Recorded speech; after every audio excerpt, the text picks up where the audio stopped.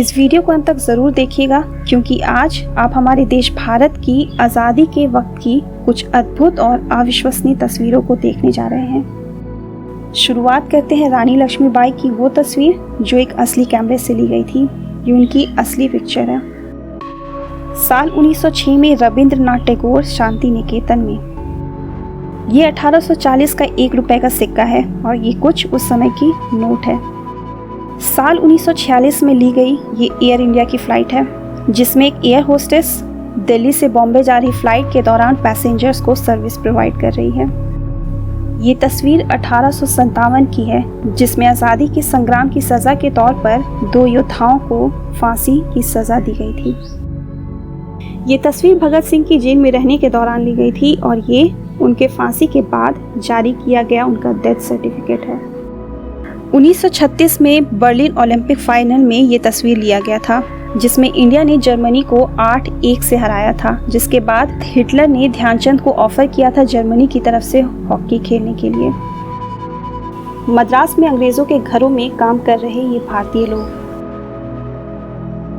अंग्रेज़ों के शासन के दौरान तकरीबन 1.5 से 3 करोड़ बच्चे भूख से मारे गए थे, क्योंकि टनों टन गेहूं चावल ब्रिटेन भेजा जा रहा था, जिससे सीधा कहा जा सकता है कि ये जो भूखमरी हुई थी इसे जानबूझकर बनाया गया था।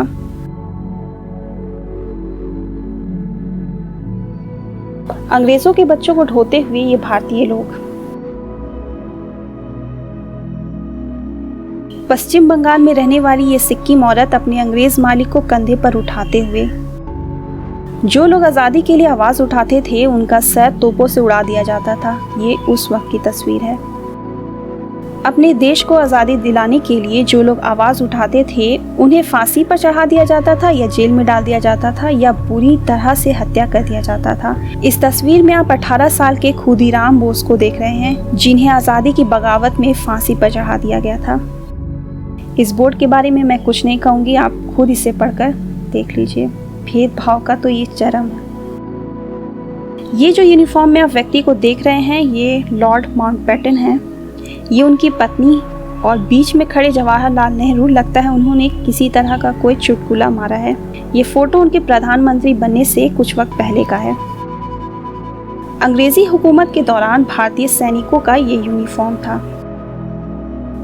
भारत पाकिस्तान बंटवारे के दौरान लाखों की तादाद में जानी गई थी और इस तस्वीर में आप देखिए नदी में फेंकी गई लाशों को गिद्ध नोच कर खा रहे हैं।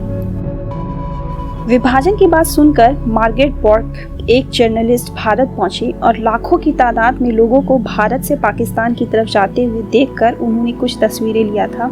नई दिल्ली का ये एक महल, पुराना किला में परेशान बैठे ये 2 बच्चे और एक किला में शरण लिए लोग। इस कारवां में कोई कंधे पर तो कोई बांस के सहारे तो कोई बैलगाड़ी में बैठकर रवाना हुआ और कुछ ऐसे लोग जो कारवां के साथ आगे बढ़ने में असमर्थ थे, वजह भूख, बीमारी, कमजोरी, बुढ़ापा था। ऐसे लोग रास्ते में जगह जगह पर रुके हुए थे। ये वो ट्रेन है जो पाकिस्तान जा रही थी। लोग अंदर बाहर दरवाजे में बैठने के अलावा ट्रेन की ऊपरी छत पर भी बैठे हुए थे, जहां पैर रखने तक का भी जगह नहीं था। और ये उस स्टेशन की फोटो है जहाँ की ट्रेन पाकिस्तान जा रही थी। वहाँ कितनी भीड़ थी आप देख ही सकते हैं। जैसा कि हमें पता ही है कि इस बीच कई जगह पर राइड्स भी चल रहे थे। जगह जगह लोगों की लाशें बिखरी हुई थी, सड़क, नाले, तालाब, नदी, हर जगह। इस तस्वीर में जो आप ट्रक देख रहे हैं उसमें शहर की सड़कों में फैली लाशों को उठाकर ये लोग ले जा रहे हैं। इस तस्वीर में लॉर्ड माउंटबेटन अनाउंस कर रहे हैं कि भारत अब एक आज़ाद देश है और भारत पाकिस्तान 2 अलग-अलग देश होंगे। भारत के पहले प्रेसिडेंट डॉक्टर राजेंद्र प्रसाद की ये बहुत रेयर फोटो है।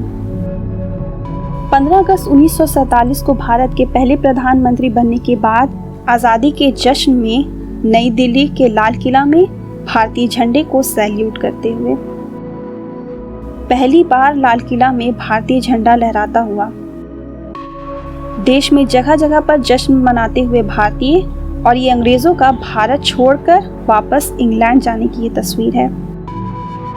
बीचों बीच बैठे हुए लॉर्ड माउंटबेटन और उनकी पत्नी, कार्ड के एकदम बाएं तरफ बैठे हुए हैं जवाहरलाल नेहरू और कुछ खास लोग।